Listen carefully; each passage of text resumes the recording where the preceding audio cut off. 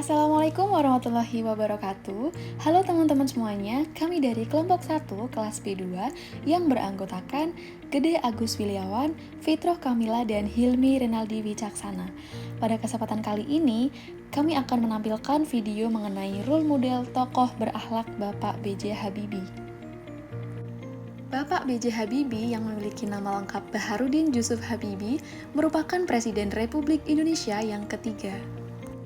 Pria kelahiran Parepare ini menikah dengan Ibu Hasri Ainun Habibie pada tanggal 12 Mei 1962 dan dikaruniai dua orang anak, yaitu Ilham Akbar dan Tareq Kamal.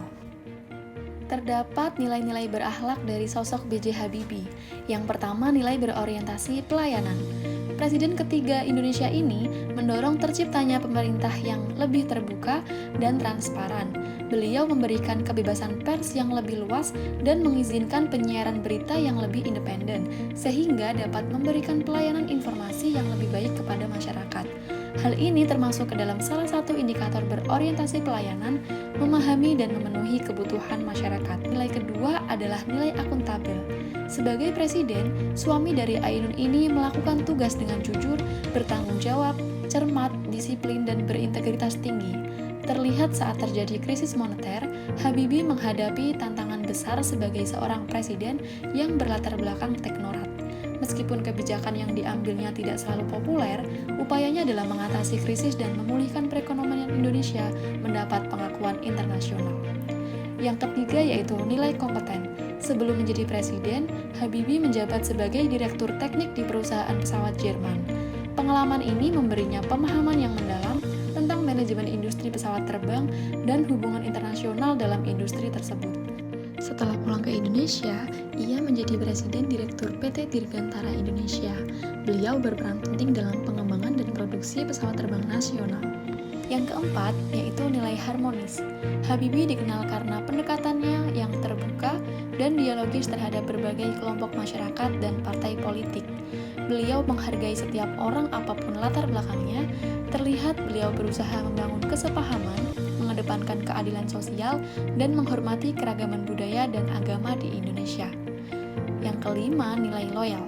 Pada masa kepemimpinan beliau, terjadi krisis moneter yang membuat harga melonjak naik dan amarah rakyat. Habibie memprakarsai reformasi politik dan ekonomi, termasuk pengenalan reformasi, demokrasi, dan kebijakan untuk mendorong stabilitas dan perubahan ekonomi. Terlihat dari apa yang dilakukan Habibie menunjukkan sikap rela berkorban untuk mencapai tujuan yang lebih besar. Yang keenam, nilai adaptif. Selama menjabat, Habibie menghadapi banyak tantangan, termasuk mengelola dampak krisis keuangan Asia, mengatasi kerusuhan politik dan sosial, dan mengarahkan Indonesia menuju sistem yang lebih demokratis. Kemampuannya untuk beradaptasi dengan keadaan yang dinamis dan melaksanakan reformasi dalam waktu yang relatif singkat sering diakui.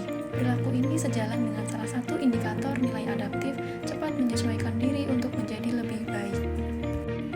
Dan yang terakhir, nilai kolaboratif. Di masa kepemimpinan Habibie, beliau mengakui pentingnya terlibat dengan komunitas internasional dan membangun hubungan kolaboratif dengan negara lain. Habibie menghargai kerjasama di bidang sains dan teknologi yang sejalan dengan indikator nilai kolaboratif terbuka dalam bekerja sama untuk menghasilkan nilai tambah. Sekian video dari kelompok kami. Wassalamualaikum warahmatullahi wabarakatuh.